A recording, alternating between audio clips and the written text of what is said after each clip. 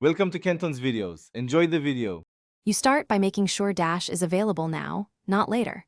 Go to the Academy or the Quest location and trigger the story beat that unlocks Dash. Follow the on-screen prompt.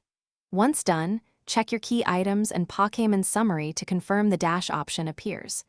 Make sure to equip any required accessory or set the custom control mapping for Sprint or Dash. This gets you into the action quickly, so you can practice the movement immediately in a safe area. You perform Dash by holding the assigned button while pushing a direction, practice a short burst, then release to stop. Once done, combine Dash with left or right inputs to sidestep attacks and to reposition faster. This is how you avoid damage and close gaps. Make sure to watch the stamina or cooldown indicator, because repeated attempts will be limited.